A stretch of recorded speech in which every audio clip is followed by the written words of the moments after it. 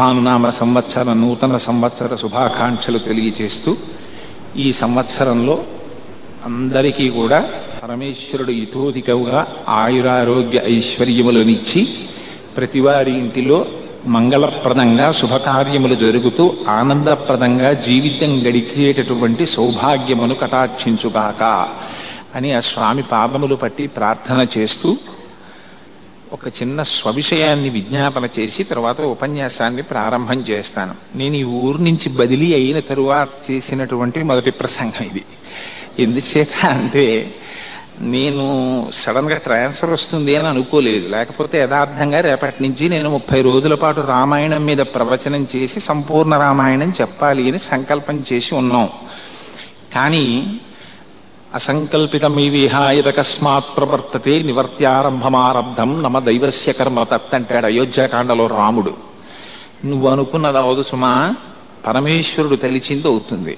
దశరథ ముహూర్తం పెట్టుకుంటే పట్టాభిషేకం అయింది ఆ రామచంద్రమూర్తికి, అర్థం చేసుకుంటే దశరథుడు అవుతావు. నా ప్రజ్ఞ అవలేదని బాధపడిపోతే దానివల్ల ఒరిగేది ఉండదురా, వెనక నడిపించేవాడు వేరొకడున్నాడు, వాడు ముహూర్తం పెట్టినప్పుడు చెప్దువుగానివి అన్నాడు పరమాత్మ. అందుకని ఆ రూపంలో బదిలీ వచ్చింది.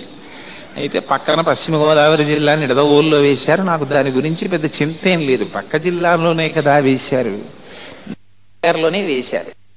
అయితే నేను ఈ విషయాన్ని ఎందుకు సభాముఖంగా ప్రస్తావన చేయవలసి వచ్చింది అంటే, నిజంగా నేను కన్నుల నీరు పెట్టుకోవలసినంత పర్యంతం ఎందుకు జరిగింది అంటే, నాకు కాకినాడ పట్టణంలో ఏదో భగవత్ కైంకర్యంగా 4 మాటలు చెప్తున్నాను వస్తున్నాను అనుకున్నాను. కానీ నా యందు ఇంత ప్రీతిని పెంచుకున్న వాళ్ళు ఉన్నారన్న విషయం నాకు బదిలీ అయిన తర్వాత తెలిసింది. ఎందుచేత అంటే ఎన్ని ఫోన్లు వచ్చాయో, ఎంతమంది వచ్చారో, మహానుభావులు వచ్చి అయ్యా నాకు తెలుసున్న వాళ్ళున్నారు వీళ్ళున్నారు, మీ ఎస్ఆర్ఎం గారికి చెప్పిస్తాం, మీ డిఎం గారికి చెప్తాం, మీరు ఈ ఊళ్ళో ఉండిపోండి అని చెప్పి వాళ్ళు అడుగుతుంటే నిజంగా కొందరు కన్నుల నీరు పెట్టుకుంటే, పెద్దలు వృద్ధులు, నిజంగా అందుకు నేను యోగ్యుడనా, లేకపోతే ఇంతమంది నా యందు ప్రీతిని పెంచుకున్నారని యథార్థంగా చెప్తున్నాను. నేను కదిలిపోయాను. ఇవాళ కూడా ఎంతమంది ఫోన్ చేశారో, అందుకని వారందరికీ సభాముఖంగా నా కృతజ్ఞతని ఆవిష్కరిస్తున్నానంతే. అందుకని మళ్ళీ కొద్ది నెలలు పనిచేసిన తరువాత ఎలాగో నా భార్య ఇక్కడ ఉద్యోగం కాబట్టి నేను ఇక్కడే ఉండాలి, కాబట్టి ఇక్కడికే వస్తూ ఉంటాను. ఆ విషయం కూడా నేను చెప్పి ఉన్నాను. ఆదివారాలు సెలవు రోజులు ఖాళీ కాబట్టి తప్పకుండా ఉపన్యాసాలు చెప్తూనే ఉంటాను, అది నా ఊపిరి, భగవత్ కైంకర్యం చెయ్యకుండా నేను ఉండలేను అని చెప్పాను. అందుకని మళ్ళీ కొద్ది నెలల్లో పరమేశ్వరానుగ్రహం చేత తిరిగి వస్తానని నాకు ప్రగాఢమైన విశ్వాసం.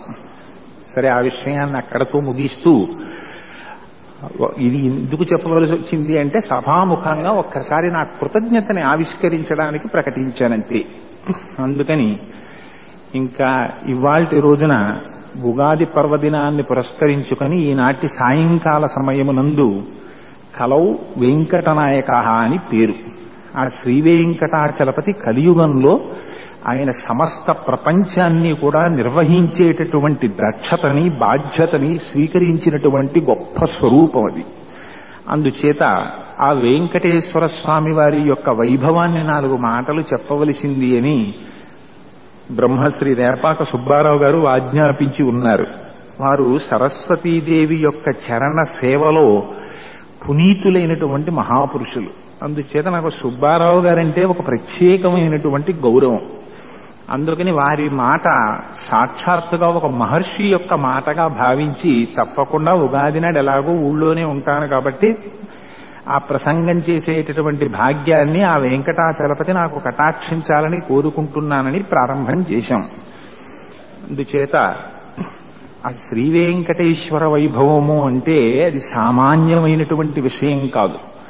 ఆయన పేరే వెంకటేశ్వరుడు. మిగిలినటువంటి అవతారాలకి వెంకటేశ్వర స్వామి వారి యొక్క అవతారానికి ఒక ప్రధానమైనటువంటి భేదం ఉంటుంది. మిగిలిన అవతారాలలో ఆయనకి రకరకాలైనటువంటి పేర్లు వచ్చాయి. దశావతారాలు మనందరికీ తెలుసున్నవి. మత్స్యావతారం వచ్చింది, కూర్మావతారం వచ్చింది, వామనావతారం వచ్చింది, నృసింహావతారం వచ్చింది, కృష్ణావతారం వచ్చింది, రామావతారం వచ్చింది. ఎన్ని అవతారములు వచ్చినప్పటికీ ఆయా అవతారముల యందు స్వామికి తన గుణములను ఆవిష్కరించగలిగినటువంటి ఒక ప్రత్యేకమైనటువంటి నామము చేత పిలువబడ్డాడు. కానీ కలియుగంలోకి వచ్చేసరికి వచ్చినటువంటి పేరు వెంకటేశ్వరుడు. ఆయన తీసుకునేటటువంటిది కూడా తల వెంట్రుకలు. ఇది చాలా చిత్రమైనటువంటి విశేషం. ఈ రెండింటికి ఒక గొప్ప సంబంధాన్ని పెట్టారు కలియుగంలో. ఎందుచేత అంటే వెంకటేశ్వరుడన్న పేరులోనే ఉంది రహస్యం అంతా. అసలు వేం అంటే పాపం. కలియుగంలో ఎవ్వరికీ కూడా మనస్సు భగవంతుని యొక్క చరణారవిందముల యందు నిలబడదు. ఎప్పుడూ కలి యొక్క ప్రభావం చేత మనస్సు చించల చిత్రమై సదా మోహాటవ్యాం చరతి యువతీనాం కుచగిరౌ నటత్యాశాఖాస్వతతి ఝడితి స్వైరమభితః కపాలిన్ విక్షోమే హృదయ కపి మత్యంత చపలం దృఢా భక్త్యా బధ్యా వా భవద శివభవదధీనం కురు విభో అంటారు శంకర భగవత్పాదులు. అలా మకంబొప్ప పరానుల పరద్రవ్యంబులన్ మృత్యులింగమోగము చేయునెమ్మనము దానింపట్టి వైరాగ్య పాశంబులం చుట్టి బిగించి నీ చరణస్తంభునం కట్టివైచి ముదంబెన్నడు కల్గజేయ కదవో శ్రీకాళహస్తీశ్వర అంటాడు ధూర్జటి. మనస్సుని నిగ్రహించడం అంత తేలిక కాదు.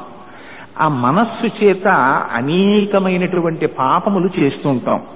ఈ పాపములు చేసేటటువంటి వారినందరినీ ఉద్ధరించడం కోసమని పరమాత్మ శ్రీ వెంకటేశ్వరుడిగా వచ్చారు. ఆ వేం అంటే పాపము, కట అంటే తొలగించగలిగినటువంటి వాడు. ఎందుచేతంటే మన పాపము మనకు ప్రతిబంధకముగా వచ్చి పరమేశ్వరుణ్ణి చేరకుండా అడ్డగిస్తుంది. అలా పరమేశ్వరుణ్ణి చేరకుండా అడ్డముగా వచ్చేటటువంటి ప్రతిబంధకమునకే పాపమని పేరు. ఆ పాపమును తొలగించగలిగినటువంటి శక్తి ఉన్నది సాక్షాత్తుగా పరబ్రహ్మములకే ఉంటుంది. ఆ పరబ్రహ్మమే ఆ వేం అంటే పాపమును, కట అంటే తొలగించగలిగినటువంటి ఈశ్వరుడంటే నియామకుడై సర్వ జగత్తుని కాపాడగలిగినటువంటి నియామకుడు, ధారకుడు, పోషకుడు, వహించగలిగిన వాడు, శాసించగలిగినటువంటి వాడై సాక్షాత్తుగా వైకుంఠం నుంచి శ్రీ మహావిష్ణువు వచ్చి వెలిసినటువంటి పరమ పవిత్రమైనటువంటి క్షేత్రం వెంకటాచల క్షేత్రం. అన్నమాచార్యుల వారు అంటారు, వేదములే రాళ్లైనది తిరుమల కొండ అంటారు.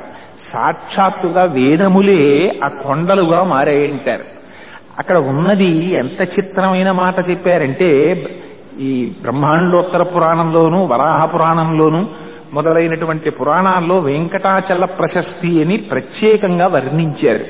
ఆ వర్ణించడంలో ఒక్కొక్క యుగంలో, ఒక్కొక్క అవతారంలో, ఒక్కొక్క మూర్తిగా స్వామి జగద్రక్షణ చేస్తూ వచ్చారు. కృతేతు నారసింహో భూః త్రేతాయాం రఘునందనః ద్వాపరే వాసుదేవశ్చ కలౌ శ్రీ వెంకటనాయకః. మనకి ప్రధానమైనటువంటి మూర్తులు కృతేతు నారసింహో భూః. కృతయుగంలో ఆయన నరసింహావతారంలో జగత్తునంతటినీ రక్షించారు. రెండవది త్రేతాయాం రఘునందనః. త్రేతాయుగంలో శ్రీరామచంద్రమూర్తి అయి రక్షించారు. ఆయన ఏ అవతారంలో ఉన్నా పక్కన శ్రీకారం ఉంటుంది. అసలు మన సాంప్రదాయంలో వివాహం అయిపోయిన తరువాత పేరు పక్కన శ్రీ లేకుండా రాసుకోకూడదు. తెలియక ఎవరైనా పేరు పక్కన శ్రీ చేర్చుకుంటే ఏమిటి, వీడేదో గౌరవం ప్రకటించుకోవడానికి పక్కన శ్రీ చేర్చుకున్నాడు అనుకుంటూ ఉంటారు. కానీ వివాహం అయిన తరువాత శ్రీకారం లేకుండా పేరు రాసుకోకూడదు. వివాహం కాలేదని గుర్తు చాగంటి కోటేశ్వరరావు, వివాహం అయిపోయిందని గుర్తు శ్రీ చాగంటి కోటేశ్వరరావు అని రాసుకోవాలి. అందుకే రాముడు కూడా శ్రీరాముడని పిలువబడ్డాడు. ఒకసారి శివధనుర్భంగం చేసి సీతమ్మ తల్లిని చేపట్టిన తరువాత రాముడు కాడు, శ్రీరాముడు. అందుకే విశ్వామిత్రుడు ఒక అందమైన మాట అంటాడు బాలకాండలో, ఇంకిక్కడి నుంచి సీతమ్మ తల్లిని స్వీకరించినటువంటి రాముణ్ణి లోకరక్షణ కోసం అప్పచెప్తున్నామన్నాడు. ఎందుకని? ఆ శక్తి పక్కన చేరిన తరువాత ఆ శ్రీరాముడు పూర్ణత్వాన్ని పొందాడు. ఆయన లోకరక్షణార్థమని 16 గుణములు కలిగినటువంటి ఒక సంపూర్ణమైనటువంటి నరుడు ఎలా ప్రవర్తిస్తాడో అలా ప్రవర్తించాడు. అందుచేతనే కోన్వస్మిన్ సాంప్రతం లోకే గుణవాన్ కస్య వీర్యవాన్ ధర్మజ్ఞశ్చ కృతజ్ఞశ్చ సత్యవాక్యో దృఢవ్రతః చారిత్రేణ చ కో యుక్తః సర్వభూతేషు కోహితః విద్వాన్ కః కస్సమర్థస్య కస్యైక ప్రియదర్శనః ఆత్మవాన్ కో జితక్రోధో ద్యుతిమాన్ కో నరసూయకః కస్య బిభ్యతి దేవాశ్చ జాత రోషస్య సంయుగే అని అడుగుతారు. ఆ శ్రీమద్ రామాయణాన్ని రచించడం ప్రారంభించడానికి ప్రారంభంలోనే వాల్మీకి మహర్షి అడిగినటువంటి ప్రశ్నకి జవాబుగా 16 గుణములు పరిపూర్ణముగా ఉన్నటువంటి అవతారము రామావతారమని ఆనాడు నారద మహర్షి ప్రవచించారు. అందుచేతనే మొట్టమొదట సంక్షేప రామాయణం వచ్చింది. అందుచేత ఆ 16 గుణములు కలిగినటువంటి రాముడు లోకాభిరాముడై రావణాసురుణ్ణి నిగ్రహించి రామావతారంలో చేసినంత రాక్షస సంహారం నిజానికి ఏ ఇతర అవతారంలోనూ చేయలేదు. కొన్ని కోట్ల మంది రాక్షసుల్ని తెగటార్చాడు రామచంద్రమూర్తి. రక్తం కాలవలై ప్రవహించింది. ఆ రామరావణ యుద్ధం సామాన్యమైనటువంటి యుద్ధం కాదు. ఆయన బాలకాండలో చెప్పుకున్నారు, నేను మిగిలినటువంటి అవతారాలకి రామావతారానికి ప్రధానమైనటువంటి తేడా ఒకటి ఉంటుంది. మిగిలిన అవతారాల్లో స్వామి యొక్క ఆవిర్భావం జరుగుతుంది. ఎవరు లోకాన్ని పీడిస్తున్నాడో ఆ రాక్షసుణ్ణి సంహరిస్తారు, అక్కడతో అయిపోతుంది. కానీ మానవులంటే ఎంత కించపరిచి మాట్లాడారంటే త్రేతాయుగంలో అసలు రావణాసురుడు వరంలో కోరుకోవడం మానేశాడు. అసలు మనుష్యుణ్ణి కోరుకోవలసిన అవసరం ఎటువంటి నన్ను ఏం చేయగలడన్నాడు. అలాంటి మనుష్యుల యొక్క కీర్తి ప్రతిష్టల్ని తిరిగి ఆవిష్కరించి మానవత్వం యొక్క గొప్పతనం ఏమిటో మళ్లీ చాటి చెప్పడం కోసమని హత్వా క్రూరం దురాత్మానం దేవర్షీణాం భయావహం దశవర్ష సహస్రాణి దశవర్ష శతాని చ అంటారు బాలకాండలో. 11,000 సంవత్సరములు ఈ భూమండలాన్ని నేను పరిపాలిస్తానని చెప్పారు. రావణ సంహారం చేసిన తరువాత 11,000 సంవత్సరములు రామచంద్రమూర్తి పరిపాలిస్తే తప్ప మళ్లీ మనుష్యులన్న వాళ్ళు ఎలా ప్రవర్తించాలో తెలియనటువంటి రీతిలో రావణాసురుడు ఈ భూమండలాన్ని పాడు చేసేశాడు. ఆ పాడు చేసినటువంటి భూమిని మళ్లీ తిరిగి ఉద్ధరించి సక్రమ మార్గంలో పెట్టడానికి 11,000 సంవత్సరములు రాముడు రాజ్యం చేయవలసి వచ్చింది. అంత గొప్ప అవతారం రామావతారం. అందుకుని కృతేతు నారసింహో భూహు త్రేతాయాం రఘునందనః ద్వాపరే వాసుదేవశ్చ. ద్వాపర యుగంలో కృష్ణ పరమాత్మగా వచ్చారు. అది పరిపూర్ణ అవతారం. ఆ అవతారంలో స్వయంగా తాను చేసినటువంటి దుష్ట శిక్షణ కొంత, కృష్ణ పరమాత్మ స్వయంగా యుద్ధ భూమిలో నిలబడి చేసే దుష్ట సంహారం చేసినటువంటి రాక్షసులు కొందరు, అర్జునుడి వెనక తానుండి అర్జునుడు చేసినట్లుగా కనపడేటట్టుగా ప్రవర్తింపచేసి నిగ్రహింపచేసినటువంటి రాక్షసులు కొన్ని కోట్ల మంది. అక్కడ రామరావణ యుద్ధంలో ఎంతమంది రాక్షసుల్ని తెగటార్చారో కురుక్షేత్ర యుద్ధంలో కూడా అంతమంది దానవ వీరుల్ని, అంతమంది ఖండకావరం కలిగి భగవన్మార్గాన్ని నిరసించినటువంటి వారిని సంహరించవలసి వచ్చింది. అటువంటి అవతారం శ్రీకృష్ణ అవతారం. అందుకని ద్వాపరే వాసుదేవశ్చ కలౌ శ్రీ వెంకటనాయక. కలియుగం వచ్చేసరికి ఆయన వెంకటేశ్వర స్వామిగా వచ్చారు. కలియుగంలో స్వామి దుష్ట సంహారం చెయ్యలేదు. ఆయన కత్తి పట్టి నందకం పట్టి సంహరించలేదు. చిత్రం ఏమిటంటే వెంకటేశ్వర స్వామి వారి యొక్క అవతారానికి ఒక చిత్రమైనటువంటి స్థితి ఉంది. ఆయన దగ్గర ఉండేటటువంటి అన్ని రకాలైనటువంటి ఆయుధములు, ఆయన ధరించేటటువంటి విశేషమైనటువంటి ఆభరణములు ఒక్కొక్క అంశని పొందాయి. నందకం అన్నమాచార్యుల వారిగా వచ్చింది. ఆయన దగ్గర ఉండేటటువంటి ఘంట వేదాంత దేశికులుగా వచ్చింది. ఒక్కొక్కటి ఒక్కొక్క అంశని పొంది భక్తిని ప్రచారం చేశాయి. ఆ వెంకటేశ్వర స్వామి వారు కలియుగంలో చాలా కాలం నోరు విప్పి మాట్లాడేవారు. ఆ తరువాతి కాలంలో వెంకటేశ్వర స్వామి వారు ఒకసారి తొండమాన్ చక్రవర్తి మీద కోపం వచ్చినప్పుడు నేను ఇక మాట్లాడను అని భీష్మించారు. ఆనాటి నుంచి స్వామి మాట్లాడలేదు. ఇప్పటికీ వెంకటేశ్వర స్వామి వారు ఎవరికన్నా ఏదైనా ఉపకారం చెయ్యాలి, రక్షించాలని అనిపిస్తే వేరొకరికి ప్రేరణ చేసి చేయిస్తూ ఉంటారు. అందుచేత ఆ వెంకటాచల క్షేత్రము పరమ పావనమైనటువంటి క్షేత్రం. ఆ వచ్చినటువంటి కొండ సామాన్యమైనటువంటి కొండ కాదది. ఆ కొండకి ఆ వెంకటేశ్వరుడికి ఒక గొప్ప సంబంధం ఉంది. ఏమిటా సంబంధం అంటే అది క్రీడాద్రి. అది శ్రీ మహావిష్ణువు విహరించేటటువంటి పర్వత సానువులు. ఆ క్రీడాద్రి భూమండలం మీదకి పర్వతంగా వచ్చింది. ఇది ఎన్ని సంవత్సరాల క్రితం వచ్చింది? కలియుగంలోనే ఉందా ఈ 7 కొండలు, లేకపోతే అంతకు ముందు కూడా ఉన్నాయా అంటే అది కలియుగంలో మాత్రమే ఉన్న కొండ కాదు అన్నారు.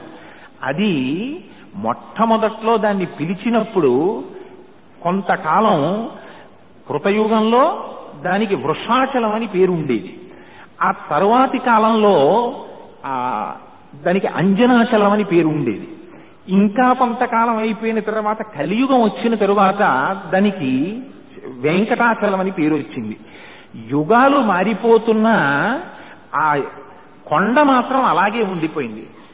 అందుచేత కృతే వృషాద్రిం వక్షంతి త్రేతాయాం అంజనాచలం అని ఒక్కొక్క యుగంలో ఒక్కొక్క పేరుతో ఆ కొండ మాత్రం అలాగే ఉండిపోయింది. నామాని యుగభేదేన శైలాస్థాస్య భవంతి. కొండ మాత్రం అలాగే ఉంది, యుగాలు మారిపోయాయి, పేరు మాత్రం మారిపోయింది. అందుకే ఇప్పటికీ మీకు వెంకటాచలంలో శిలాతోరణము అని ఒకటి ఉంది. ఆ శిలాతోరణం ఎంత ప్రాచీనమైనది అంటే ఎవరూ చెప్పలేరు. కొన్ని కోట్ల సంవత్సరాల క్రితం ఏర్పడినటువంటి శిలాతోరణం ఈ శిలాతోరణం అని చరిత్రకారులు దాన్ని నిర్ధారించారు. అంత పరమ పవిత్రమైనటువంటి క్షేత్రం వెంకటాచల క్షేత్రం. మనకి పాపములన్నీ కూడా ఎక్కడ ఉంటాయి అంటే వెంట్రుకల యొక్క మొదళ్ళని ఆశ్రయించి ఉంటాయి పాపాలు. అందుకని ఆ పాపాలని తీసేయడం కోసమని పరమేశ్వరుడు ఏం చేస్తాడంటే ఎవ్వరూ ఏమీ ఇవ్వవలసినటువంటి అవసరం లేకుండా, కలియుగంలో ప్రతిదానికి డబ్బుతోటే కదండి ముడి.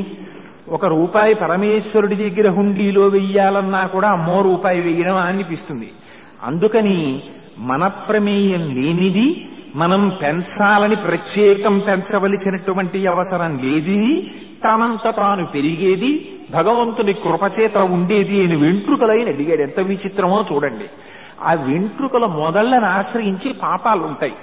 అందుకని వెంకటాచలం వెడితే స్వామివారి దగ్గరికి వెళ్లి తలనీలాలు సమర్పించినంత మాత్రము చేత వాడి శరీరమునకు పట్టి ఉన్నటువంటి పాప రాశి తొలగిపోతుంది.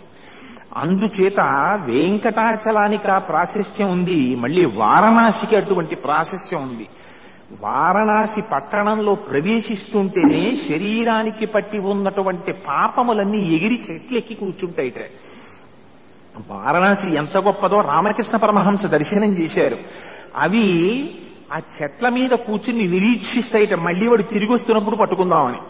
కానీ వాడు తిరిగి రాకపోతే 7 రోజుల పాటు కాశీపట్టణంలో వాడు కానీ నివాసం ఉంటే ఇహ వాడు తిరిగి రాడని ఆ పాపరాశి వెళ్ళిపోతుంది.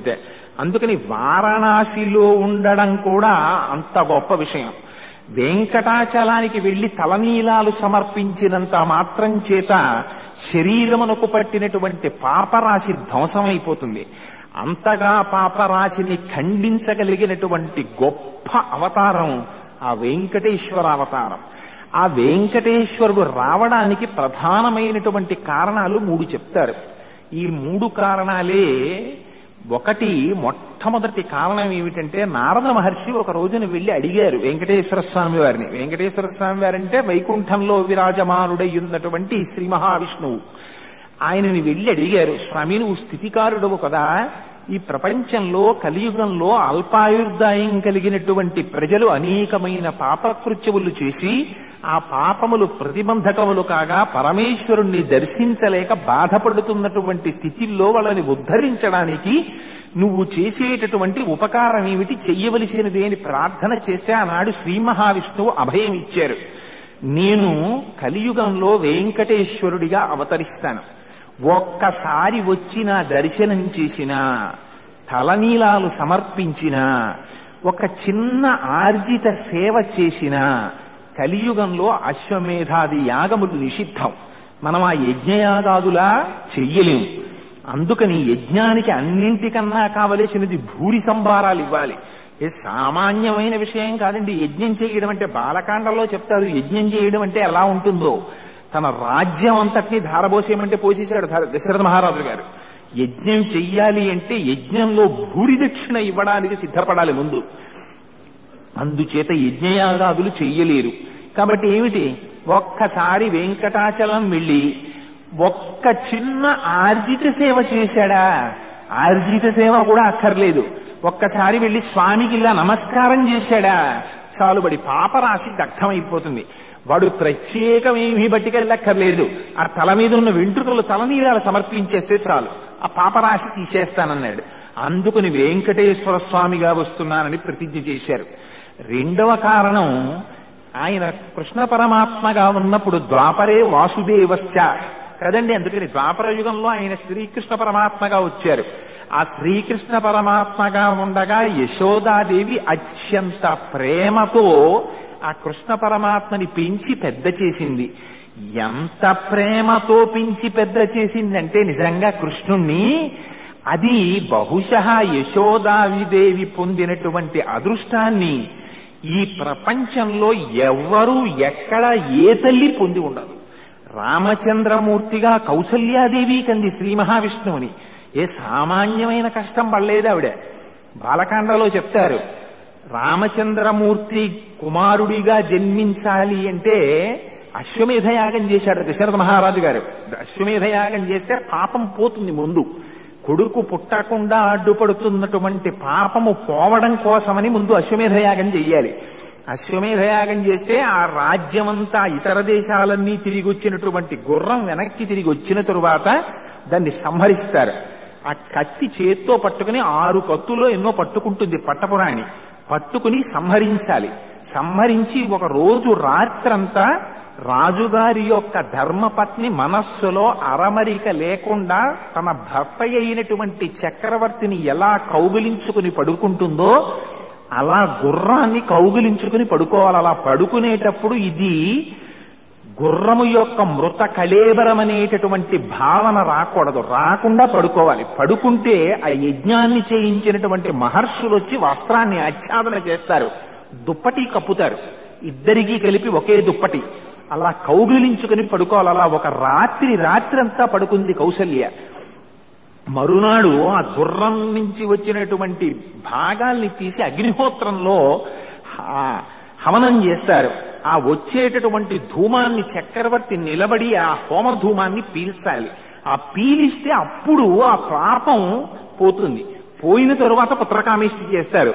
చేసిన తరువాత పుత్రకామేష్టి చేత ప్రీతి పొందినటువంటి దేవతలు పాయస పాత్రలో ప్రసాదం ఇస్తే ఆ పాయస పాత్ర యొక్క అనుగ్రహం చేత రామచంద్రమూర్తి పెద్ద కుమారుడిగా జన్మించారు. అంత కష్టపడితే వచ్చినటువంటి అవతారం రామావతారం. కానీ అంత కష్టపడి కన్నా కౌసల్య కూడా నిజానికి రామచంద్రమూర్తితో చిన్నతనంలో అంతగా ఆటలాడుకుని ఆనందం అనుభవించినట్టుగా శ్రీమద్ రామాయణంలో ఎక్కడా వర్ణించలేదు. ఏదో చంద్రుణ్ణి చూపించింది, పాయసం తినిపించింది, అద్దాన్ని చూశాడు, చంద్రుణ్ణి పట్రా అన్నాడు. ఇవన్నీ ఇతరమైనటువంటి పురాణాల్లో కనపడతాయి కానీ, లేదా ఇతరులు రాసిన చోట్ల కనపడతాయి కానీ, అసలు వాల్మీకి మహర్షి రాసినటువంటి రామాయణమే మూలం. అందులో ఎక్కడా మనకి ఇటువంటివన్నీ కనపడవు. రాముడు పుట్టాడు, తిరిగాడు, అంతవరకే. కానీ కృష్ణ పరమాత్మ దగ్గరికి వచ్చేసేపటికి అలా కాదు. ఆయన బాల్య క్రీడలు సామాన్యమైనటువంటి బాల్య క్రీడలు కావు. నిజంగా మనసు పరవశించిపోతుంది చదువుతుంటే. వ్యాస భగవానుడు సంస్కృత భాగవతంలో ఒక ఎత్తున అనుభవిస్తే ఆంధ్రీకరించినటువంటి పోతన గారు అసలు పరవశించిపోయారు. ఎంత అదృష్టానికి నోచుకుందంటే, ఎన్నడూ మహాతల్లి కౌసల్యాదేవి అంత కష్టపడి కన్నా సరే రామచంద్రమూర్తిలో విశ్వరూప దర్శనాన్ని చేయలేదు. కానీ చిత్రం ఏమిటంటే, అడగకుండా చక్కగా 2-3 సార్లు, 1-10 మార్లు విశ్వరూప దర్శనం చేసింది ఆ యశోదాదేవి. ఎంత చిత్రం అంటే, ఇంత విశ్వరూప దర్శనం చేసి ఎంత ఆనందం అండి. నిజంగా యశోదాదేవి పొందిన ఆనందం లాంటి ఆనందం ఆ పద్యాలు పోతన గారివి చదువుతుంటే మనసు ఆర్ద్రమైపోతుంది. మన్నీటికి భక్షింతువు మన్నియమము లేల మన్నింపవు అన్నయు సకులును చెప్పెదరన్నా మన్నేల వేరు పదార్థము లేదే అంది. ఒరే మన్ను తినద్దని చెప్పాను కృష్ణ, నువ్వు మన్ను తింటున్నావు. బలరాముడు చెప్తున్నాడు, స్నేహితులు చెప్తున్నారు, ఎందుకు తిన్నావు మన్ను అంది. అంటే ఎంత టక్కరితనంగా అడిగాడు అమ్మని. చెయ్యి పట్టుకుని అమ్మ ఇలా వేలు చూపించి తిన్నావా లేదా మన్ను అంటే, అమ్మా మన్ను తినంగనే శిశువునో యాకుంటినో వెర్రినో నమ్మంచూడకు విరి మాటలు మదిన్న నీవు కొట్టంగ దారి మార్గం ఒకటించి చెప్పెదరు కాదేని మదీయాస్య గంధం ఆఘ్రాణము చేసిన వచనము తప్పైన దండింపవే. అమ్మ ఉట్టిదమ్మా, నీతో కొట్టించడానికి వీళ్ళందరూ ఇలాంటి మాటలు చెప్తున్నారు.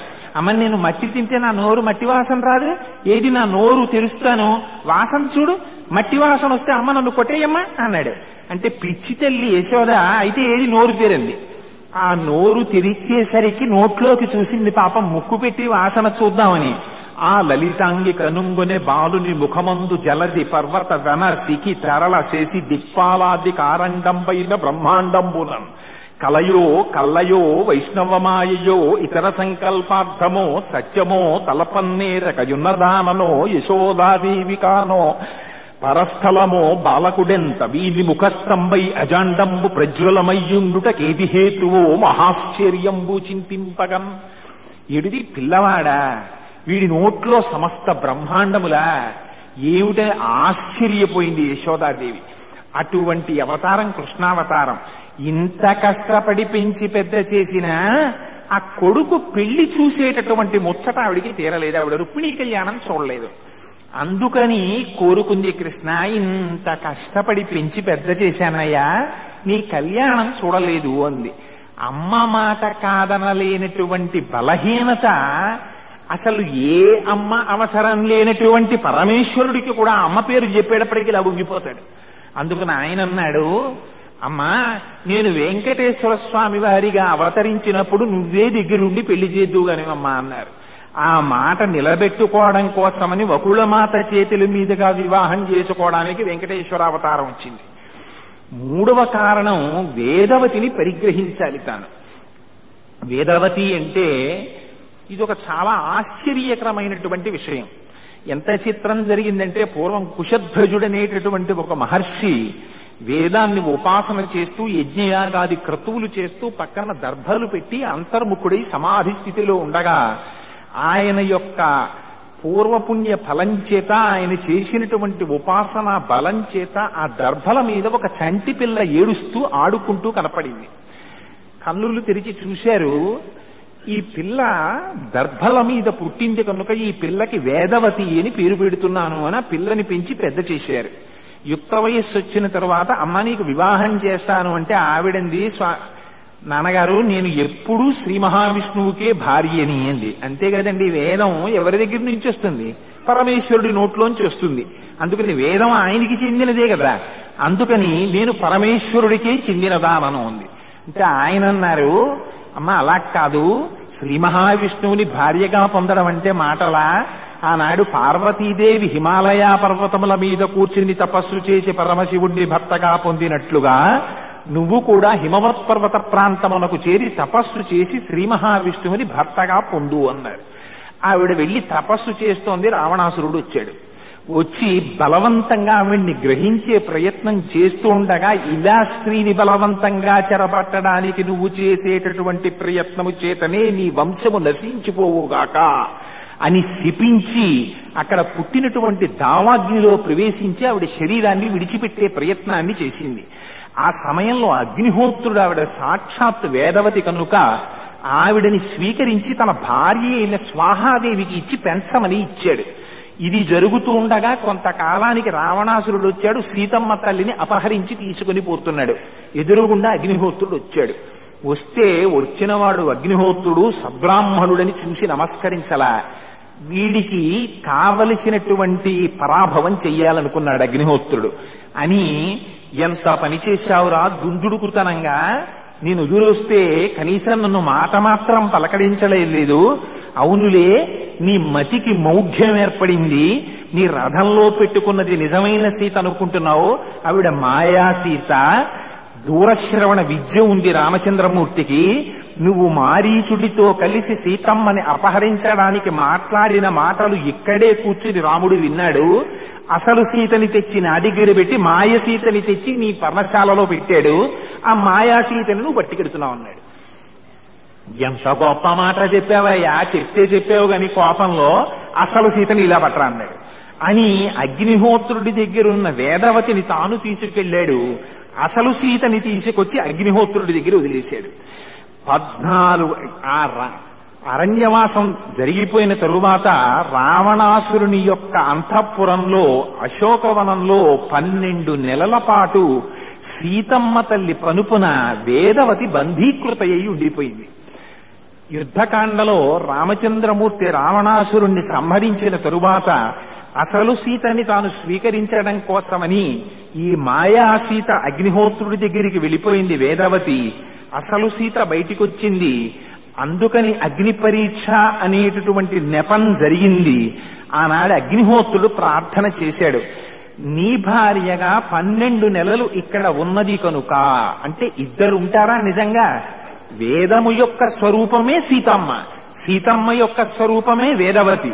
అంటే తాను వేదాన్ని చదివి తాను వేదం చెప్పుకుని తాను ఘనాజటా చెప్పి ఇదే శ్రద్ధ అంటారు. తను ఏం చెప్తున్నాడో దాని మీద తనకి ముందు విశ్వాసం ఉండాలి.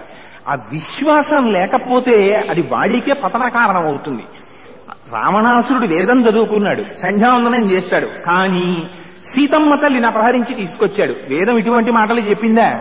అందుకని వాడి శ్రద్ధే నశించిపోయింది. అందుకే వాల్మీకి మహర్షి రామాయణంలో వాడేటటువంటి మాటలు కూడా అలాంటి మాటలే వేస్తారు.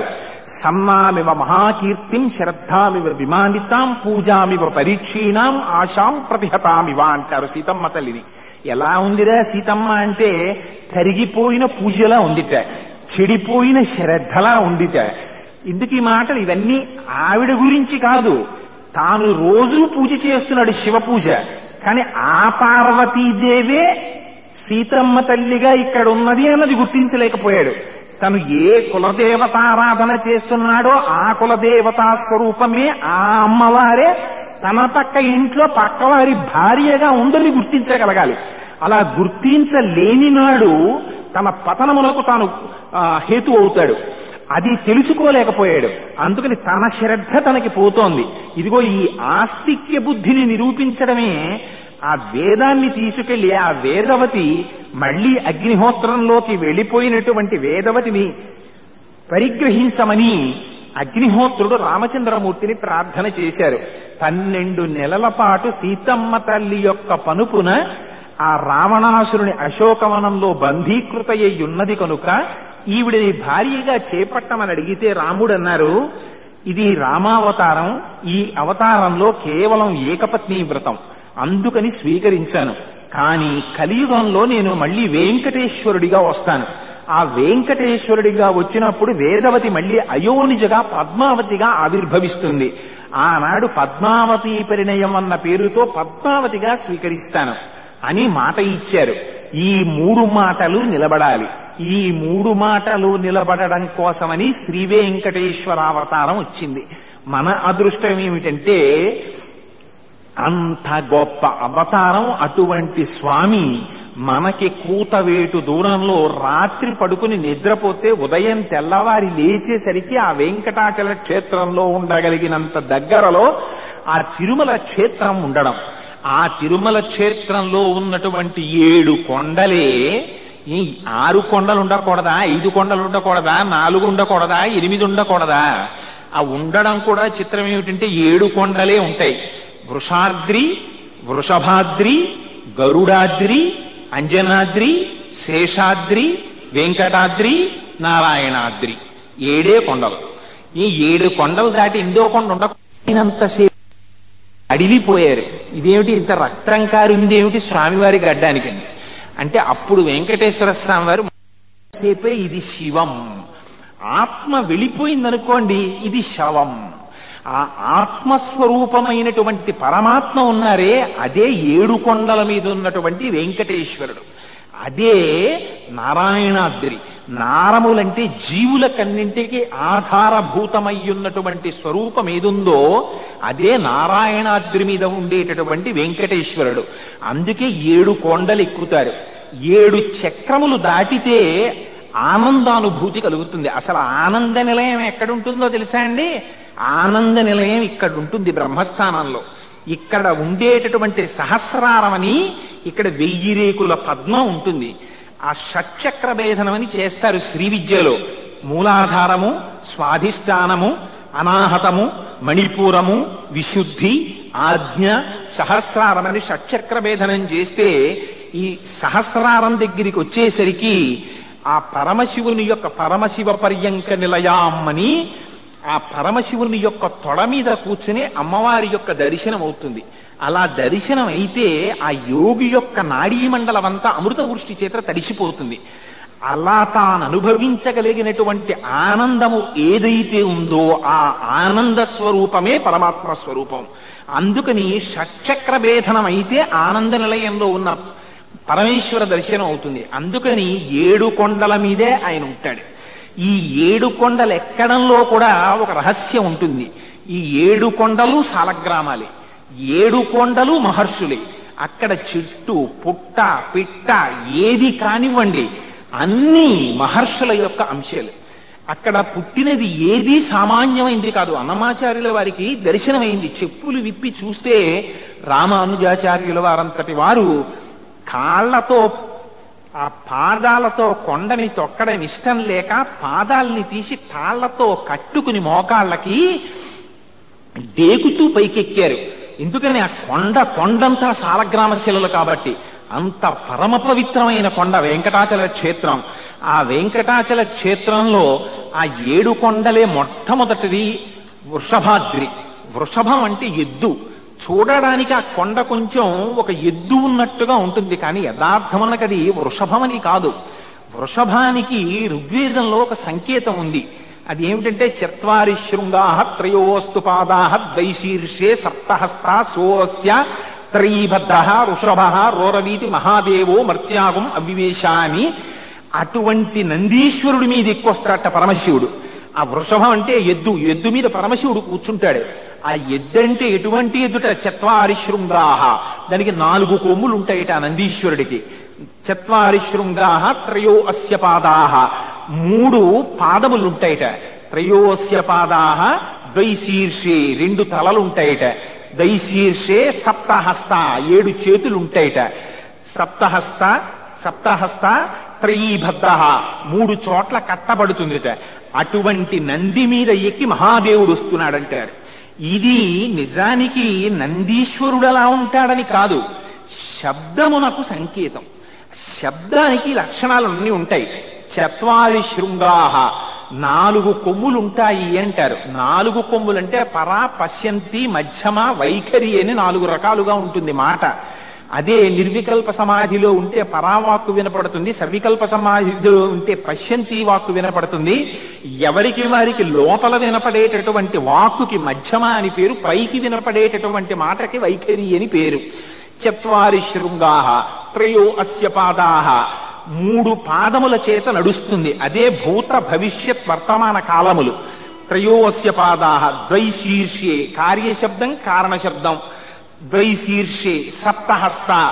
ఇవే డోమోవులు, ప్రథమా విభక్తి, ద్వితీయ విభక్తి, తృతీయ విభక్తి, విభక్తులు ప్రిపోజిషన్స్ అంటామే ఇంగ్లీషులో. సెంటెన్సెస్ ఫార్మ్ అవడానికి కలుపుతాయి ఇవి. అందుకని చేతులు ఇచ్చి పుచ్చుకోవడానికి పనికొచ్చినట్టు పదముల చేత వాక్య నిర్మాణమునకు అనుసంధానం చేస్తాయి. అందుకని ఇవి విభక్తులు. ఈ 7 విభక్తుల చేత శబ్దం నిర్వహింపబడుతుంది. అందుకని సప్తహస్త త్రైబద్ధః హృదయమునందు, నాభియందు, శిరస్సు యందు 3 చోట్ల బంధింపబడుతుంది వాక్కు. అందుచేత త్రైబద్ధః వృషభః. అటువంటి వాక్కును అధిరోహించి పరమాత్మ వస్తున్నాడంటారు. వాక్ అంటే శబ్దం, శబ్దం అంటే వేదం, వేదమే ప్రమాణం. ఎందుకు వేదం ప్రమాణం? మీరు మామూలుగా ఇతరంగా చెప్పేటటువంటి ప్రమాణములు ఏవి ప్రమాణములు కావు. ఎందుకని మీరు కంటితి ప్రమాణముగా చెబుతాను అంటే కుదరదు. ఏమంటే నేను చూసిందల్లా నిజం, నా కంటితో చూసిందే నిజమని చెబుతాను అని మీరు అన్నారనుకోండి, మీరు ఈ కంటితో చూసి చెప్తున్నటువంటివి నిజం కానివి ఎన్నో ఉన్నాయి. సూర్యోదయం అయింది, సూర్యాస్తమయం అయింది అంటున్నారు. నిజంగా దానికన్నా అబద్ధం ఇంకోటి లేదు. సూర్యోదయం సూర్యాస్తమయం అయ్యాయా? అసలు సూర్యుడికి ఉదయం లేదు, సూర్యుడికి అస్తమయం లేదు. సూర్యుడు అలాగే ఉన్నాడు. సూర్యుడి చుట్టూ భూమి తిరగడంలో సూర్యాభిముఖంగా లేని ప్రాంతమునందు చీకటి పడింది. భూమి తిరిగిందా? సూర్యుడు తిరగాడా? తిరుగుతున్నది భూమి, తిరగనిది సూర్యుడు. తిరగని సూర్యుడిలో తిరుగుతున్నటువంటి చలనత్వాన్ని ఆరోపించి తిరుగుతున్న భూమికి అచలత్వాన్ని ఆరోపిస్తున్నారు. మీ కన్ను భ్రాంతికి లోనైందా లేదా? పొగమంచు చూసి పొగ అంటున్నారు, పొగని చూసి పొగమంటున్నారు. ఎర్రతనాన్ని చూసి మంట అంటున్నారు, మంటని చూసి ఎరుపుతనం అంటున్నారు. భ్రాంతికి లోనవుతోంది కాబట్టి కన్ను ప్రమాణం కాదు. ఇది ప్రమాణం? వేదమే ప్రమాణం.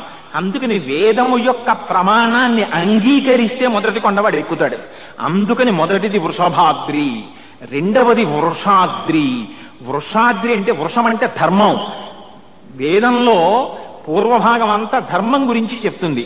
ధర్మం అంటే మీరు నిర్వర్తించవలసినటువంటి విధి. వేదము కొన్ని ధర్మాలు చెప్పింది. ఈ ధర్మం నువ్వు చెయ్యవలసినది. అది చేస్తే ఏమవుతుంది? ఇహమునందు సుఖంగా ఉంటారు, పరలోకమునందు సుఖాన్ని పొందుతారు. అటువంటి కర్మలను ధర్మములను నిర్దేశించినటువంటి విషయాన్ని మీరు తెలుసుకుని అనుష్ఠానములోకి తీసుకురావడమే వృషభాద్రి. అందుకని వృషాద్రి, వృషభాద్రి దాటితే వచ్చేటటువంటిది గరుడాద్రి. ఈ గరుడాద్రి ఏమిటి? గరుడు అంటే పక్షి. ఈ పక్షి ఏం చేస్తుంది? ఆకాశంలో ఎగురుతుంది. ఎగిరి ఏం చేస్తుంది? ఆ గ్రద్దని మీరు చూడండి, ఎక్కడో ఎగురుతూ ఉంటుంది ఆకాశంలో. ఇక్కడెక్కడో ఇంత చిన్న కోడి పిల్ల తిరుగుతూ ఉంటుంది. ఆ ఎంత జాగ్రత్తగా చూస్తుందంటే, కోడి ఇలా తింటూ ఉంటుంది, కోడి పిల్లల్ని చూసుకుంటూనే ఉంటుంది, ఎప్పుడు కొక్క అంటూనే ఉంటుంది. ఇంత జాగ్రత్తగా చూస్తున్నప్పటికీ కోడిపెట్ట యొక్క రెక్కల నుంచి కించిత్ దూరమైనటువంటి కోడి పిల్ల మీద దృష్టి పెట్టి అంత దూరం నుంచి వాయువేగంతో వచ్చి కోడి పిల్ల మీదే దృష్టితో ఒక్క దెబ్బ కొట్టి తన రెండు కాళ్లతోటి కోడి పిల్లని పట్టుకుని దూరంగా ఎగిరిపోతుంది. అటువంటి సమ్యక్ దృష్టితో ఉంటుంది గరుడు. అంటే ఇది ఉపనిషత్తు యొక్క జ్ఞానాన్ని పొందడం. ఉపనిషత్తు అంటే షద అంటే జీర్ణం అయిపోతుంది. నా కానిది జీర్ణము కానిదేదో దానికి సమీపమునకు తీసుకెడుతుంది. ఏది జీర్ణము కానిది? ఒక్క పరబ్రహ్మమే జీర్ణమవదు. పరమాత్మ ఒక్కడే ఉంటాడు. మిగిలినవన్నింటికి 6 వికారాలుంటాయి. పుట్టినది, ఉన్నది, పెరిగినది, మార్పు చెందినది, తరిగినది, నశించినది. 6 పోతాయన్ని. కానీ 6 లేనివాడు భగవానుడు. అందుకే ఆయనకి ఇంకో పేరు లేదు, భగవాన్. భ అంటే ఐశ్వర్య బలములు, జ్ఞానశక్తి, వీర్య తేజస్సులు అన్న ఉన్నవాడు, కళ్యాణ గుణ సహితుడు అన్నంటే హేయగుణ రహితుడు. అందుకని ఆయన భగవానుడు. అటువంటి భగవానుణ్ణి జ్ఞానము చేత తెలుసుకోవడం గరుడాద్రి. ఇప్పుడు వృషాద్రి, వృషభాద్రి, గరుడాద్రి దాటితే అంజనాద్రి. అంజనాద్రి దగ్గరికి వెడితే ఏమవుతుంది? అంజనం అంటే కంటికి కాటుక. కంటికి కాటుక ఎందుకు పెట్టుకుంటారు? కంటికి అందము కోసం, కంటికి చలవ కలగడం కోసం కాటుక పెట్టుకుంటారు. కంటికి అందం ఇప్పుడు అందం ఈ కంటితో చూడవలసినటువంటి వస్తు విశేషాన్ని మాత్రమే చూడటము కాక, ఈ కంటితో చూడబడేటటువంటి ప్రపంచమునకంతటికి అధిష్టానమైనటువంటి బ్రహ్మమును చూడగలిగినటువంటి లోచూపు కలగడం కంటికి కాటుక. అందుకని అది అంజనాద్రి. కంటికి ఇన్ని రూపాలుగా కనపడుతున్నాయి. ఇన్ని రూపాలుగా కనపడేటటువంటి ఇదంతా ఇన్ని కాదు. అంతర్బహిష్యత సర్వం వ్యాప్య నారాయణ స్థితః. ఇది కేవలం ఒక్క పరమాత్మ అని తెలుసుకోగలిగినటువంటి లోచూపు ఏర్పడితే కంటికి అంజనం పెట్టుకున్నట్టు అంజనాద్రి ఎక్కుతాడప్పుడు. అంజనాద్రి దాటితే ఏమవుతుంది? శేషాద్రికి వెడతాడు.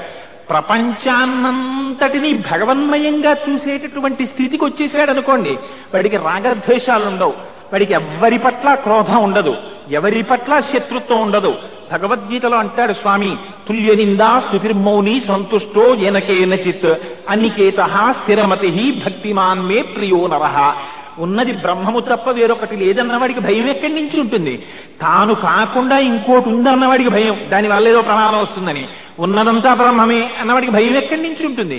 రమణ మహర్షి కూర్చునేవారు, మధ్యాహ్నం భోజనం చేసి వచ్చి సోఫాలో ఇంతలా త్రాచుపం ఒకటి వచ్చేది ఎక్కడి నుంచో వచ్చి ఆయన సోఫా పక్క నుంచి వెళ్ళిపోయి అక్కడే ఉన్న చెట్టు మీద ఎక్కి తిరుగుతూ ఉండేది. రమణ మహర్షి ఆ సోఫాలో కూర్చొని తల పంకిస్తూ దాన్ని చూస్తూ ఉండేవారు. 2 రోజులు అయిపోయింది, ఎవ్వరూ ఆ టైంలో వచ్చేవారు కాదు భయపడి. ఆఖరణ 3వ రోజున సూర్యనాగమ్మ గారి దగ్గరికి వెళ్ళి అడిగారు, భగవాన్ మీరంటే ఇంత సంతోషంగా కూర్చుంటున్నారు, ప్రతిరోజు ఈ పాము వస్తోంది మధ్యాహ్నం అయ్యేటప్పటికీ, అందరూ భయపడుతున్నారన్నారు. అంటే మహర్షి ఆశ్చర్యపోయిన అన్నారు, ఏమో వారు ఎందుకు వస్తున్నారో మాకేం తెలుసు, వారు పాము వచ్చిందని కూడా అనరు. వారి దృష్టిలోని భగవానుడు, భగవానుడి కన్నా భిన్నంగా ఏం లేదు, ఆ ఉపాధిలో వచ్చారు వారు.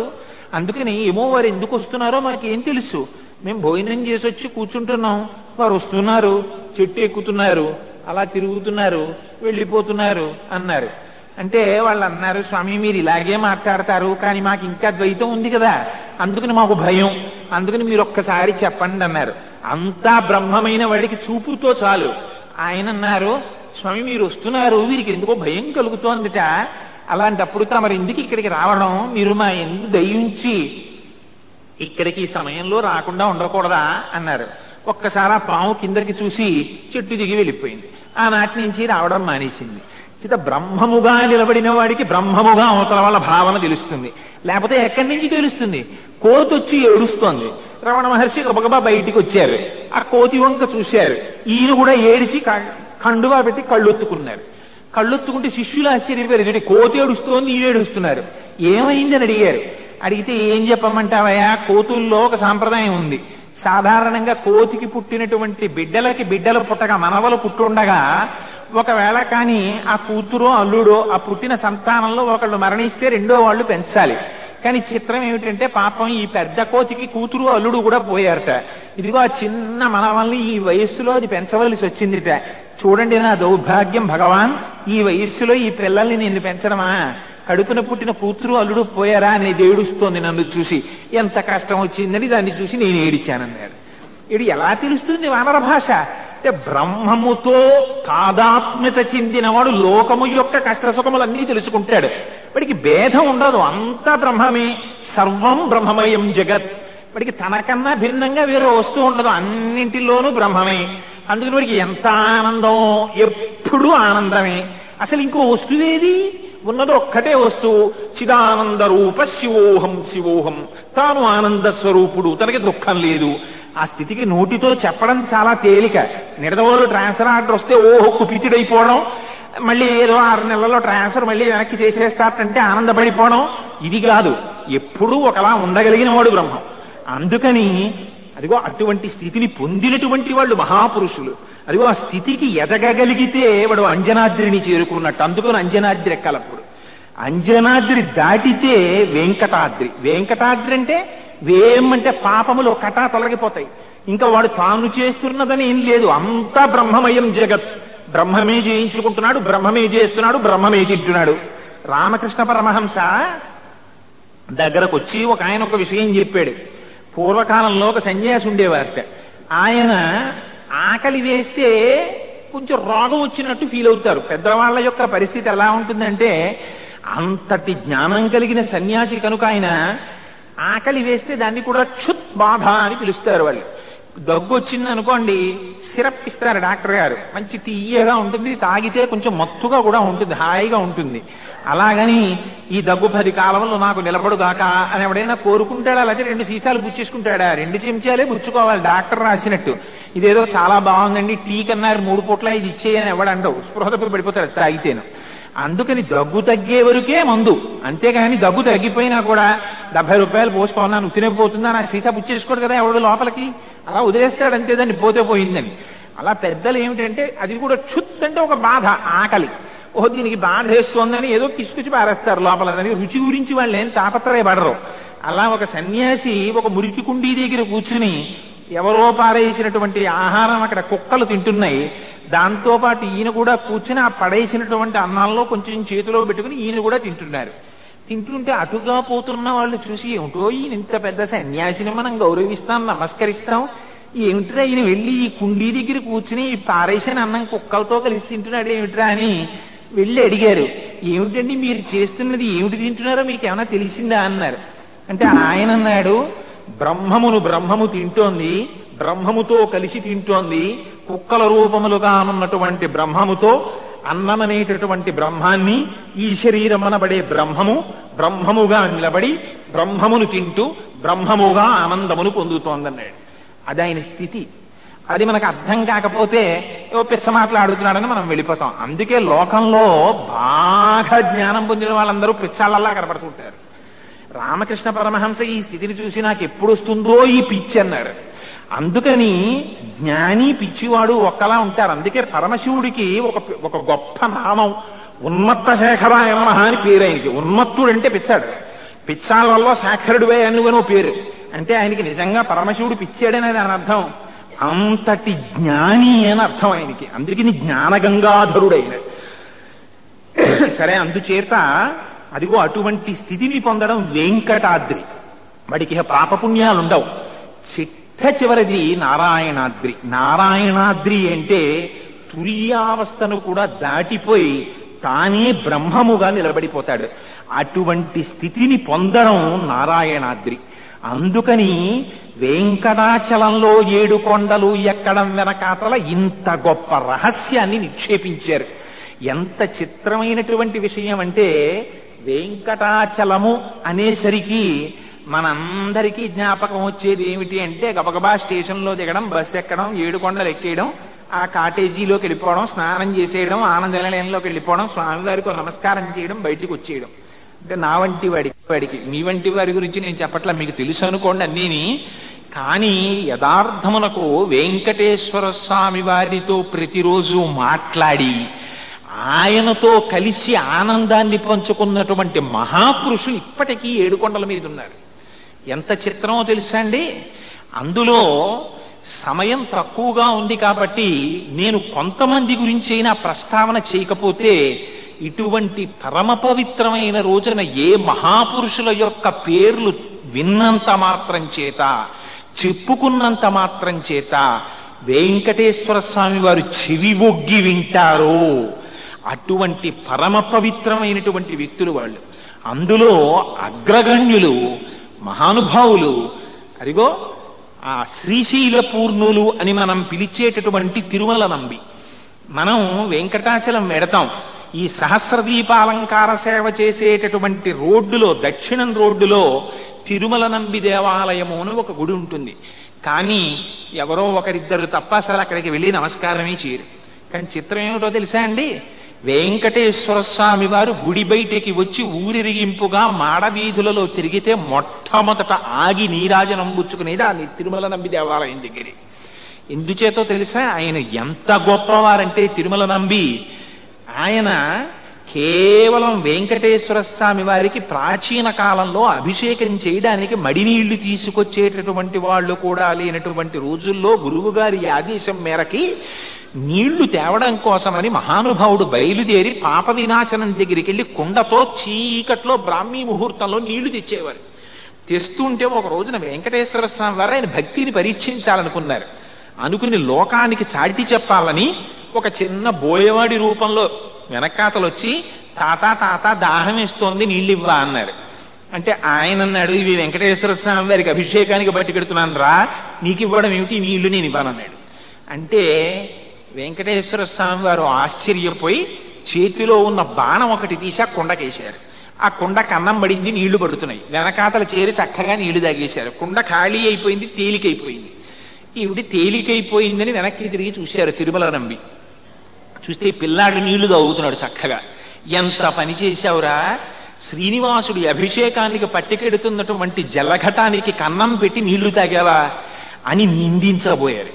అప్పుడు ఆ పిల్లవాడు అన్నాడు, తాత బెంగెట్టుకోకు, నీకు నీళ్లు పాప వినాశనం కన్నా గొప్ప నీటిని నేను అందిస్తాను, రా ఈ పక్కనే ఉంది చూపిస్తానన్నాడు. అని ఆ కొండవాగులోకి తీసుకెళ్ళాడు. తీసుకెళ్ళి ఒక బాణప్రయోగం చేస్తే ఆకాశగంగ పుట్టింది. ఆ పిల్లవాడు ఒక మాట అన్నాడు, ఇక నుంచి ఈ నీటితో నాకు అభిషేకం చెయ్యి అన్నాడు. నాకు అభిషేకం చెయ్యి అనేటప్పటికీ తిరుమల నంబికి ఆశ్చర్యం వేసింది. ఇదేంటి ఇలా అంటున్నాడు ఏమిటి, నాకు అభిషేకం చెయ్యమని అని తేరిపారి చూశారు ఆ పిల్లవాడిని. అంతర్ధానం అయిపోయాడు. ఆనాటి నుంచి ఈనాటి వరకు శుక్రవారం నాడు అభిషేకానికి ఆకాశగంగ తీర్థాన్ని తీసుకొస్తారు. వెంకటేశ్వర స్వామి వారి చేత తాత అని పిలువబడ్డాడు గనుక తిరుమల నంబికి మొట్టమొదటి దేవాలయం అక్కడ. అందుకని మాడవీధులలో వెంకటేశ్వర స్వామి వారు ప్రదక్షిణం చేస్తే మొట్టమొదట హారతిని తిరుమల నంబి దగ్గర పుచ్చుకుంటారు. ఆ తిరుమల నంబి ఎంత గొప్పవారంటే ఉదయం స్వామివారికి అభిషేకం చేసి కొండ కిందకి దిగేవారు. దిగి రామానుజాచార్యుల వారికి 14 మాటలు రామాయణం చెప్పారు. ఆయన 14 మాటలు చెప్పిన రామాయణంలో ఒక మారు చెప్పిన అర్థం వేరొక మాట చెప్పకుండా అన్ని మాటలు రామాయణం చెప్తూ ఆయన బెంగ పెట్టుకున్నారు. ప్రతిరోజు ఉదయం కిందకు వచ్చేస్తున్నాను, సాయంకాలం కొండ మీదకి వెడుతున్నాను, 2 మాటలే స్వామి దర్శనం చేస్తున్నాను, నాకు స్వామి దర్శనం అవ్వట్లేదని వెంకటేశ్వర స్వామి వారు కల్లో కనపడి అభయం ఇచ్చారు. తిరుమల నంబి నువ్వు బెంగ పెట్టుకోకోయ్, ప్రతిరోజు మధ్యాహ్నం కూడా నువ్వు నా దర్శనం చెయ్యడానికి వీలుగా నా పాదములను తీసుకొచ్చి అలిపిరిలో కొండ యొక్క పాదముల దగ్గర ఉంచుతున్నానని చెప్పారు. ఇప్పుడు మనం ఎప్పుడైనా కొండ నడిచి మార్గంలో ఎక్కుతుంటే స్వామివారి పాదుకలు మన తల మీద పెట్టుకుని ప్రదక్షిణం చేస్తామే, అక్కడ శ్రీవారి పాదములు అని ఉంటాయి. ఆ పాదములు తిరుమల నంబి యొక్క గొప్పతనం చేత వచ్చాయి, ఆయన భక్తి చేత వచ్చాయి. అంత గొప్పవారు మహానుభావుడు ఆ తిరుమల నంబి. ఆ తిరుమల నంబి తర్వాత చెప్పుకోవలసినటువంటి మహానుభావురాలు తరిగొండ వెంగమాంబ గారు. ఆ తరిగొండ వెంగమాంబ గారి సమాధి ఇప్పటికీ ఉంది. కానీ నాకు తెలిసి నేను ఇలా సభాముఖంగా అంటున్నాను అని మరోలా అనుకోకండి, చాలా తక్కువ మంది దర్శనం చేస్తారు. అసలు అక్కడ తరిగొండ వెంగమాంబ గారి సమాధి ఉందన్న విషయం చాలా మందికి తెలియదు. పూర్వకాలంలో వెంకటాచల క్షేత్రానికి దగ్గరలో తరిగొండ అని ఊరుండేది. ఆ ఊళ్ళో కృష్ణయ్య మంగమ్మ అని దంపతులు ఉండేవారు. వాళ్ళకి 5 కొడుకులు పుట్టారు, కూతుళ్ళు లేరు. కూతురు పుట్టాలని వాళ్ళు వెంకటాచలం వెళ్ళి వెంకటేశ్వర స్వామి వారిని వేడుకుంటే ఆయన అనుగ్రహం చేత కూతురు పుడితే ఆవిడికి వెంకమ్మ వెంగమాంబ అని పేరెట్టారు. ఆవిడ చిన్నప్పటి నుంచి వెంకటేశ్వర స్వామి వారి భజన చేసేది. ఈ పిల్లకి ఈ భజనలు ఈ ఉపవాసాలు ఏమిట్రా, అసలు ఈ పిచ్చి వదిలిపోవాలని పెళ్లి చేశారు. పెళ్లి చేస్తే ఆమె రజస్వల కాకముందే భర్త మరణించాడు. భర్త మరణించిన ఆవిడ ఎప్పుడూ కూడా 5వ సంబంధించినటువంటి సూచనలని వేటిని విడిచిపెట్టలేదు. విడిచిపెట్టకుండా పువ్వులు పెట్టుకునేవారు, బొట్టు పెట్టుకునేవారు, చీర కట్టుకునేవారు, చక్కగా సింగారించుకుని ఆంజనేయ స్వామి వారి ఆలయంలోకి వచ్చి హారతి ఇచ్చేవారు. సాంప్రదాయవాదులకి ఇది నచ్చలేదు. నచ్చక సౌభాగ్యాన్ని కోల్పోయిన స్త్రీ బొట్టు పెట్టుకుని ఆలయంలోకి రావడం ఏమిటని ఆవిడ్ని బయటికి పంపించేయడం మొదలుపెట్టారు. ఒకనాడు అక్కడికి పుష్పగిరి పీఠాధిపతులు వచ్చారు. వస్తే ఈ తరిగొండ వెంగమాంబ గారిని ఆయన దగ్గరికి తీసుకెళ్లారు. అయ్యా, ఈవిడ భర్త పోయినప్పటికీ పసుపు కుంకాలతో పువ్వులతో తిరుగుతోందని. ఆవిడ పళ్ళు పట్టుకెళ్లారు, పుష్పగిరి పీఠాధిపతులకి సమర్పించారు. ఏం వెంగమాంబ, నిజమేనా, నువ్వు అలాగే సౌభాగ్యవతిగా ఇంకా సమాజంలో తిరుగుతున్నావా అని అడిగారు. అవును స్వామి అన్నారు. అంటే నీ భర్త మరణించాడు కదా అన్నారు. నా భర్త వెంకటాచలపతి, నాది తరగని సౌభాగ్యం అన్నారు ఆవిడ. అంటే ఆయన ఆశ్చర్యపోయి, అంత మాట అంటున్నావు, చాలా గొప్ప విషయమే, కానీ నేను పీఠాధిపతిని, నాకు నమస్కరించాలని నీకు తెలియదా అన్నారు. అంటే స్వామి, నేను అలాగే నమస్కరిస్తాను, కానీ ఒక చిన్న ఉపకారం చెయ్యండి, ఒక్కసారి మీరు ఆ పీఠం మించి పైకి లేవండి అంది ఆవిడ. అంటే పుష్పగిరి పీఠాధిపతులు పీఠం మించి పైకి లేచారు. ఆవిడ నమస్కారం చేసింది పీఠానికి. పీఠం వెంటనే అగ్నిహోత్రంలో కాలిపోయింది. కాలిపోతే అప్పుడు పుష్పగిరి పీఠాధిపతులు గుర్తించారు వెంగమాంబ గారు ఎంత తపశ్శక్తివంతురాలు. గుర్తించి ఈవిడ సామాన్యురాలు కాదు, అపారమైన ప్రజ్ఞాధురీన, అందుకని ఈవిడికి ఏ విధమైనటువంటి అభ్యంతరాలు పెట్టకండి, దేవాలయంలోకి వెడుతుందన్నారు. పాపం అయినప్పటికీ ఆవిడని ఒక రోజున వీధిలోకి ఈడిచేశారు, దేవాలయంలోకి వస్తోందని. అర్చకులు, ఎందుకు ఈ గుళ్ళో ఉంటావు, నువ్వు ఇంకో చోటికి పోకూడదా అన్నారు. భగవదాజ్ఞ అనుకుని అరణ్య మార్గం బట్టి తిరుమల వెళ్ళారు ఆవిడ. తిరుమలలో ఆవిడ ప్రతిరోజు రాత్రి స్వామివారికి ఏకాంత సేవ జరిగిన తరువాత ముత్యాల హారతి అని హారతి ఇచ్చేవారు తరిగొండ వెంగమాంబ గారు. ఈ హారతి ఎంత పవిత్రం అంటే ఆవిడ పేరు మీద ఇప్పటికీ తరిగొండ వెంగమాంబ గారి పేరు మీద ముత్యాల హారతి నడుస్తుంటుంది వెంకటాచలంలో. ఆ వెంగమాంబ గారు అక్కడికి దగ్గరలోనే ఉంటూ ఇప్పటికీ ఉన్నాయండి. వెంగమాంబ గారు తులసివనం ఏర్పాటు చేయడం కోసమని పాప వినాశనానికి వెళ్ళేటటువంటి రోడ్లో ఒక నుయ్యి తవ్వారు. తవ్వితే బండ అడ్డుపడింది. ఆవిడ గంగమ్మని ప్రార్థన చేశారు. బండ చిట్లిపోయి నీరు పైకి వచ్చింది. తులసివనం పెంచి ప్రతిరోజు ఆ తులసి తెచ్చి వెంకటేశ్వర స్వామి వారి కైంకర్యం చేసేవారు ఆవిడ.